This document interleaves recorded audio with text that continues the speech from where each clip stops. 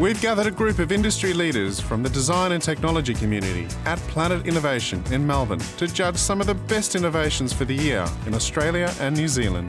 The judges represent a very diverse group of expertise, and they all come together to judge the best innovations for the year.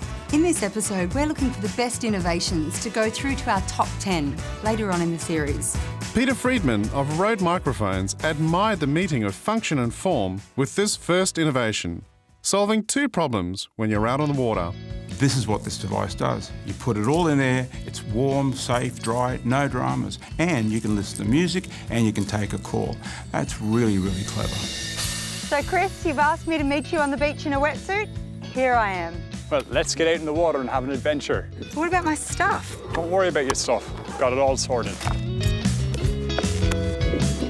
So how did you come up with this thing? Well, it's actually about 7 years ago in the North Island, New Zealand, at a place called the Wairarapa. I was out in the water paddling for quite a few hours, and I was on my way back to the beach. And all I wanted to do was stay in the water for a couple more hours, but I was thirsty, I was hungry, and I was sunburned. I thought, how good would it be to be able to have some accessories out in the water with me that I could stay out there for a little longer.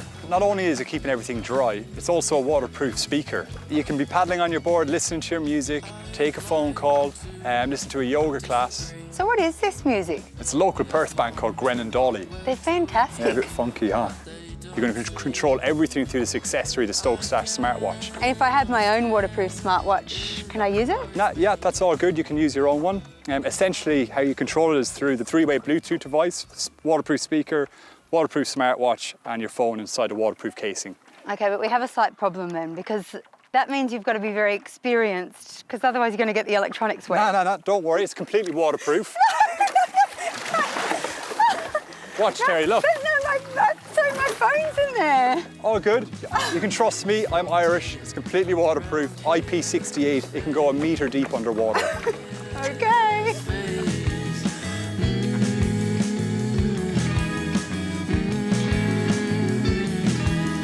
Dry bags are not a new idea, and nor are waterproof Bluetooth speakers, but Stokestash has combined the two to create something completely new.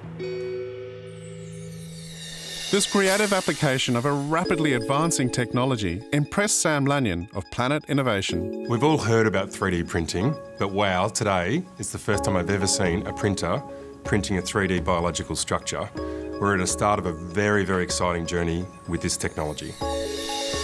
What happens when a scientist working with human cells meets a printer? You get 3D cell printing, of course. This is the way we grow our cancer cells. You can see we grow them on 2 dimensions on plastic. So the cells are actually growing on the plastic as flat cells. This is not how tumour cells grow in the body, where they grow in contact with each other in 3 dimensions. When we look at the 2-dimensional cells, how they respond to therapy, how they respond to different types of signals, how they grow is completely different. So we're looking here at a 3-dimensional structure, which is the cell you've printed. Yes, exactly. So this is what we call a 3D spheroid, and this is actually how our tumours grow in our body. Come and see the printer we've been talking about. Oh my goodness, I think I've just seen it. This is the Rastrum printer. The innovation in this product is the ability to be able to print cells in 96 well plates in a very rapid format, and we can actually print them in 3 dimensions, which is something we could never do before. So how many print heads are there? 10 different print heads. 10? That can actually print different combinations of cells and different combinations of bioinks. And we can do that and do it in a highly reproducible manner, and we can screen hundreds of samples at once. It would take one person hours and hours and hours to set up one plate, for example, and as good as they are technically, the reproducibility would not be the same. You know, the Rastrum 3D bioprinter is accelerating profoundly the way researchers and scientists conduct their research. This is going to speed up the way and speed up the ability for us to solve these huge problems in the medical space. That's got to be good for everybody. Form Design's Edward Curry loved this ingenious update to a necessity in every home. Now, who would have thought that such a simple change to an existing product would make such a profound difference to the performance? This is an amazing product. There's a hidden problem in homes all over Australia, and it's this. Your typical rain head. It really only has one job, and it can't even seem to get that right. Russ, I feel like we've come into a hobbit house. It certainly feels that way, but what you'll see as we move outside is that what we've created here is a rig to show people how heavy rainfall affects modern constructed houses. So we have mounted here our typical rain head. Yes, so the plumbers buy these either off the shelf or custom made. They hack the back out of them to suit the box gutter, and we're going to run a flow rate of water down here of approximately 5 litres a second to simulate a heavy storm event. What we're going to do though is we're going to put in a blockage similar to leaves or a bird's nest. We do have an overflow, but it's going to be overwhelmed quite quickly by the amount of water, so we better stand back and see what happens. So all's looking pretty good in our little hobbit house at the moment. It is at the moment, but unbeknownst to the people who own this place, it's locked up in the faulty rain head, it's in the roof, and by the time it starts, it's too late. Oh! So this could seriously happen. Yep, just a simple matter of a bird's nest or some sort of blockage in your rain head and disaster for your new home.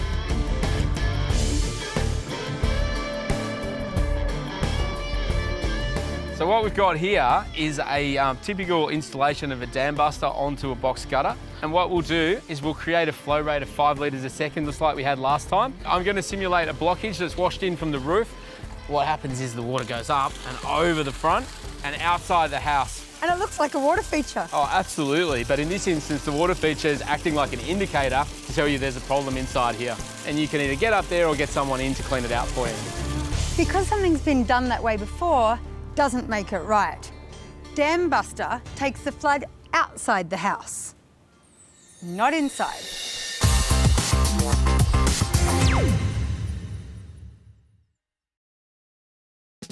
We've gathered a group of industry leaders to judge some of the best design innovations for the year. Next, a design that supports recent trends in workplace design. With the ubiquitous nature of open plan office, we've also had a problem with how people move the gear around. Cardboard boxes, satchels, backpacks, the whole lot. Huge problem. These guys have nailed the problem. The way we're working is completely changing. Open plan offices, hot desking, all these things are really cool. But the one big challenge is, what do you do with all your stuff? Gustav is your office in a box, a place for all your essential tools you have in a workplace where you don't have a fixed desk. We realized that it can be quite an emotional journey for people to go onto that transition, and we said we don't want to create a product, we want to create your friend in the office, and therefore it needs to have A personality. A personality. What looks that simple now is actually incredibly hard to build. We did not compromise on the aesthetics while at the same time really trying to get the weight down. We brought it from 2 kgs almost down to 1.3 kgs without compromising on the design aesthetics. And also the fine details like the hinges are custom made. It has this really kind of nice openness towards you, and the felt handle protects as well the laptop as well. It allows you to easily carry it. But then, because we have the friction hinge, this really allows actually to change the angle of the laptop. One company that has taken up Gustav in a really big way is Kiwi Property. The Gustavs have worked really well in our office. We've given one to all 100 of our employees and everyone loves them. We find them really super stylish and contemporary. They make things really super easy and tidy in our lockers, and you can personalise them, which is even better. We've seen photographs, paintings, a variety of pot plants. Actually, it really opened my mind. And it actually caters to a lot of different needs and really to the entire way we look at working. Good design is often as little design as possible, and that's exactly what I love about the Gustav. It's just so simple and it works. And you know what the best thing is? You get to put it in here at the end of the day and go home.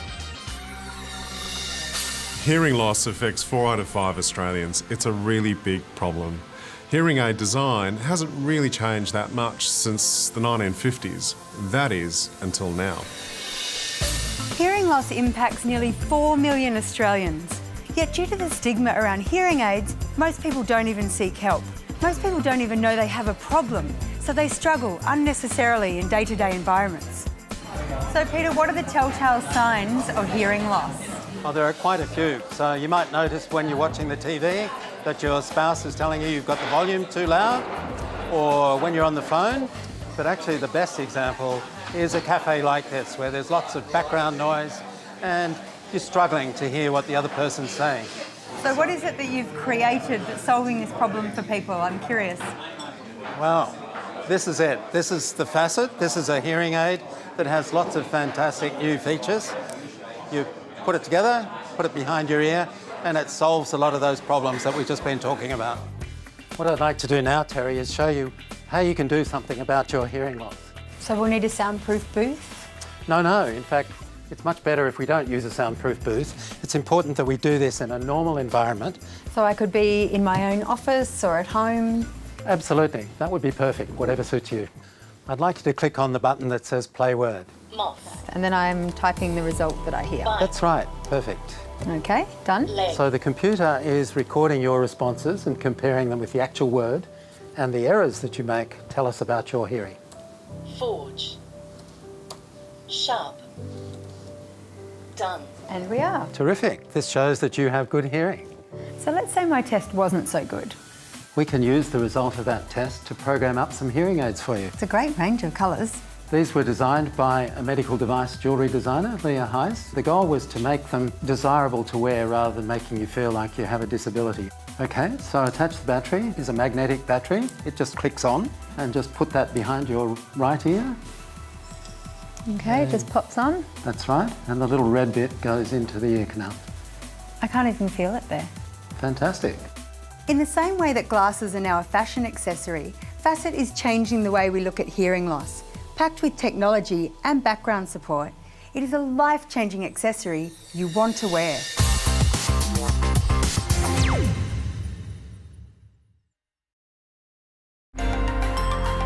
Our team of industry leaders are judging some of the best design innovations for the year in Australia and New Zealand. Golf is one of the world's favourite pastimes. It's a massive market and these guys are targeting it very well. They're bringing old and new buggies into the 21st century. We're often told that there's no point reinventing the wheel, but maybe there are times when that is exactly what you need to do. Well, this makes a nice change to be outdoors instead of in a lab or an office somewhere, but I can't help feel like I'm holding you up, though. You look like you're struggling a bit with that buggy. I think you need a bit of help. It's actually way more walking than I expected. Yeah, you cover around about 10 kilometres and the bag weighs about 15 kilos, so it's a bit of a hike, especially on this course. It's quite hilly. Oh, so what's this then? These are the Concourse Smart Wheels. What you have on your car? Yeah. Oh, I need to know more about this. Ooh. So, David, I've seen quite a lot of electric buggies around the golf course today. What's different here? They are very large. They've got wires, batteries, motors. But what we've done, we've got all of the mechanics inside this wheel. So what it makes is be able to convert your existing buggy into a remote control electric powered buggy. So what's inside each wheel is a lithium battery, brushless motor, and a drivetrain that enables it to be completely self-driven. There's full computing power in here that enables two wheels to talk to each other, to actuate turning and also moving up and down hills. We've designed this to be able to apply to many other applications as well, for wheelchairs, potentially prams, anything that has wheels, we can deliver self-driven power to. As much as I can see the obvious advantages of Concourse Smart Wheels on the golf course, what I'm really excited about here is the future potential of the underlying technology. Just imagine the possibilities. This next innovation, inspired by nature, is called Batwing, and you'll see why. Rhino-Rack have investigated the market and have nailed it. I've been roped into an outback trip with some girlfriends. I'm super excited about it, but I'm nervous too because, if I'm honest, my RAV4 really just drives around the city. But I've been told about the innovative new design of the Batwing awning. I'm going to go and check it out, and I'm hoping they can fit it to my very standard city roof racks.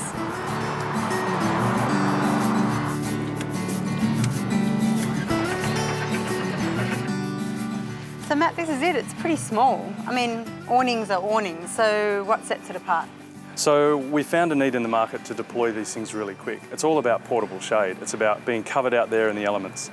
Oh, it's a lot lighter than I expected. It's only about 20 kilos. Okay, the brackets are in place. Let's just ease it in. So we start down here.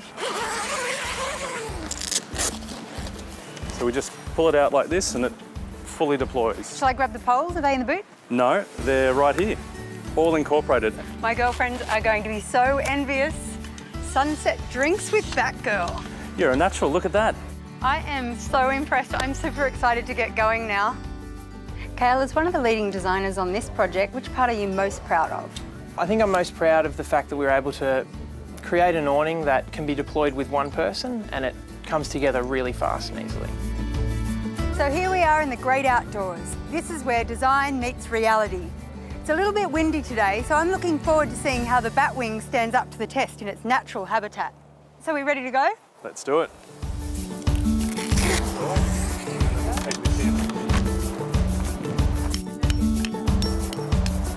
So now the final anchor point cures it nice and tight. Beautiful, and even in these windy conditions, it looks really secure. One thing we're really, really proud of is that because this offers protection from the elements, from a bit of rain, but most importantly the sun, it's been endorsed by Cancer Council. Now I want to enjoy the great outdoors. Where are those camp chairs? The Batwing is so easy to use. I can see why it's capturing the hearts of outdoor enthusiasts around Australia and now around the globe.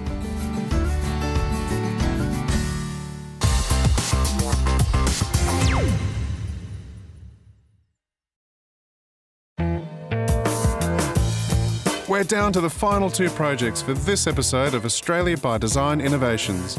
Forward-thinking businesses these days have a two-way collaborative relationship with their clients, and the traditional boardroom and waiting room system just no longer cuts it to foster that relationship. PwC and FutureSpace gives us a little peek into what we could do to change that relationship. I'm here to meet the designer of an innovative workplace, and I'm told it's a glimpse into the boardroom of the future. Hi Angela, Hi, really nice to see Brandon. you. This looks absolutely incredible. It does not feel like I walked into an accounting firm. Well, that's because you haven't. PwC is so much more than an accounting firm.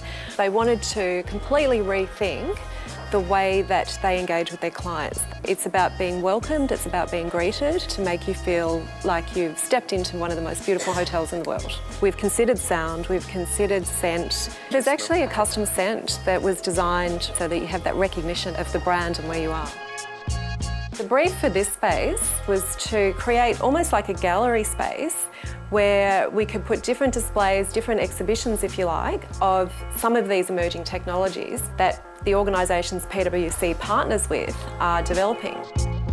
So this is what we call the digital waterfall. 4 floors of continuous information of all of PwC's insights gathered from around the world, from 157 countries. It's a collection of white papers, of videos, of partners coming together in the one spot for anyone visiting here. And if you haven't got time to stop here and read it right now, you can send this article to your phone and then read it later on the train. It's a waterfall of knowledge. That's right. So this is really about design, changing the mindset of an organisation. It's not just about great space, great physical environment, it's also about great technology and how that supports people working in new ways. What a great example of design having a profound impact on the way a global organisation works. What Angela and her design team at FutureSpace have done is to totally disrupt the idea of a boardroom. And I finally get it. PwC is so much more than an accounting firm. Threadharbour sell beautiful fashion and accessories online, but they also help solve some big problems. I have to confess, I fought hard to get onto this story. It combines 2 things I'm very passionate about, fashion and retail. But this innovation takes things one step further with a concept around ethical badges. Thread Harvest is an online ethical fashion marketplace. We thought we were going to make the biggest impact through, how we use the profits. What we realized the biggest impact we were going to make was actually through how we manufacture the product. So this is one of my personal favorite brands, Conscious Step. Every time you purchase a pair of these socks, it provides one person with 18 months clean drinking water. This is another particular favorite brand of mine, Proof. So every time you buy a pair of these sunnies, they actually fund eye surgery. Come on, pop them on. And they look pretty good as well, I think. I think they look pretty good. I also see jewellery here too. Absolutely, so a big jewellery range. This was actually manufactured using bomb fragments that didn't go off in Laos in the Second World War. So Thread Harvest is more than product, this is a movement. Absolutely. It's how can we use fashion as a means for a social good to create a better tomorrow. Nerida, I'm hearing all about impact badges. You've just won an award for the concept. Basically, they are our standards for our brands and they also act as education for our customers. So how do I shop what matters to me? Well, it's really simple, Terry. You come to the website, you simply have to click on the badge that you want to know more about. As you can see here, we've got living wage, and it pulls through all of the products that meet that standard. Each of our brands need to meet at least 2. This one actually meets 3. It's living wage, eco-friendly, and fair trade. So your little black dress on a Saturday night's actually supporting a cause? That's right, you can look good and feel good all at the same time. I actually spotted some pieces I quite like over here. Historically, commercial viability has sometimes been seen as the polar opposite to social good. The real innovation I see here is the combination of commercial viability and social good. And now to see which projects will make it through to the best of the best final later in the series. From this episode, the judges have chosen Facet. For more information on any of today's innovations, visit australiabydesign.com.au.